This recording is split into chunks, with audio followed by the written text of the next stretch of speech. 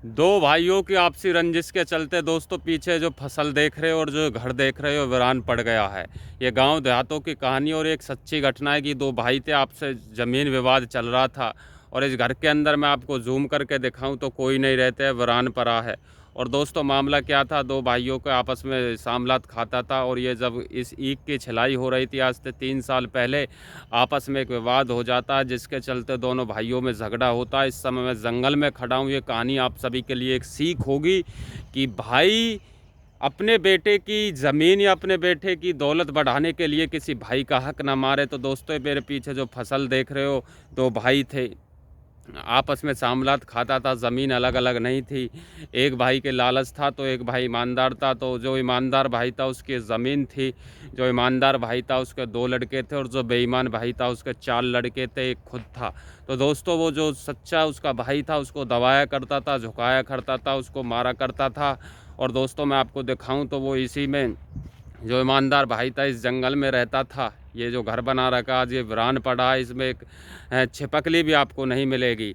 मामला दोस्तों क्या था, यहाँ जंगल में इसकी छिलाई चल रही थी। जो ईमानदार भाई था जिसका नाम राकेश था, तो दोस्तों वो आता है, दूसरा जो बेईमान था उसका नाम रोहतास था।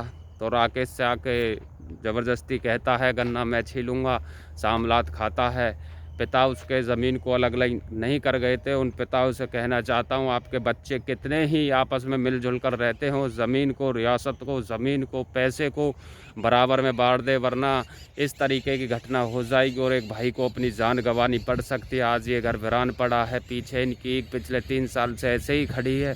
दोस्तों इन पे ज़मीन बहुत ज़्यादा थी। हमारे गांव के ये लोग हैं आपस में दोस्तों, उनमें छोटी सी बात को लेकर बड़ी तकरार हो जाती है जिसके चलते जो उसका बड़ा भाई था वो छोटे भाई पर हाथापाई कर देता है। जो ईमानदार था वो बहुत साधारण जीवन जीता था, हवाबाजी या पैसे का दिखावा नहीं करता था। लड़ाई हो जाती है, उसके 4 लड़के आते हैं, उसके 2 लड़के आते हैं, दोनों में लठिया से लेकर तलवार फरसे तक दोस्तों निकल आते हैं। और मैं आपको बता दूं ये लड़ाई इतनी बढ़ जाती है, यहाँ पर जो लेबर उनका काम कर रही थी इस ज़मीन, इस ईख का, गन्ने का, तो दोस्तों उनमें जब लड़ाई बढ़ जाती है तो यहाँ के आसपास के लोग बचाने आते हैं। वो कहते हैं कि हमारे मामले में कोई ना पड़े, हमारे गांव का मामला। और दोस्तों आज ये जंगल, ये घर आज वीरान पड़ा है, सूखा पड़ा है।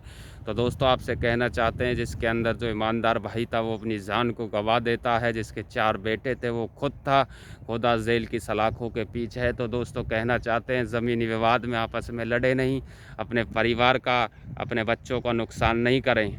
और उन माता पिताओं से कहना चाहते हैं ज़मीन को बच्चे जब आपके 18 साल क्रॉस कर लें तुरंत उनके हिस्से को अलग कर दे, बांट दे। आज वो 4 लड़कों सहित खुद जेल काट रहा है। जो ईमानदार था उसने अपनी जान गंवा दी, आज उसके दोनों बेटे हैं, बाहर हैं, और उसके पिता ने तो जान गंवा दी। और जो 4 बेटों का बाप था जो बेईमान था वो आज जेल के सलाखों के पीछे है। दोस्तों उसको 20-20 साल की सज़ा, 2 लोगों को बुली है, एक को 307 के अंदर मैं आपको बताऊं तो लगभग 7 साल की सज़ा बुली है।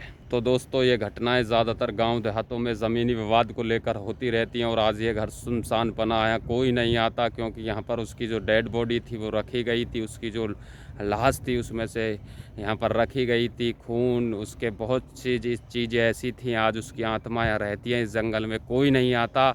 और रात के 10 बजे के बाद और सुबह 10 बजे के और 1 बजे तक कोई नहीं आता दिन में, क्योंकि यहाँ बताते हैं वो दिखाई देता है, घूमता है, उसकी आत्मा यहीं पर रहती हैं। आप ये तो जानते हो जिसको बहुत ज़्यादा किसी चीज़ से लगाव होता है उसकी आत्मा अपनी जगह पर, अपनी ज़मीन पर वास करती हैं। आज यहाँ पर सुनसान इलाका पड़ा है, देख लीजिए, कोई भी व्यक्ति नहीं मिलेगा। मैं ये वीडियो थोड़ी दूर से शूट कर रहा हूँ जिससे आप लोगों को दिखा सकूँ। ये जंगल है जिसमें उसकी डेड बॉडी थी, ये उसका घर है और ये पीछे उसका गन्ना ऐसे ही खड़ा है। तो दोस्तों ये वीडियो एक सीख है, अपनी ज़मीन, अपने बच्चों की पैसे को बढ़ाने के लिए अपने भाई का हक ना मारे, वरना इसी तरीके से जान गंवा दोगे और जेल काटनी पड़ सकती है। बहुत बहुत धन्यवाद साथियों, फॉलो करें, सब्सक्राइब करें, अपना प्यार दें। अगली कहानी में फिर मिलते हैं आपसे।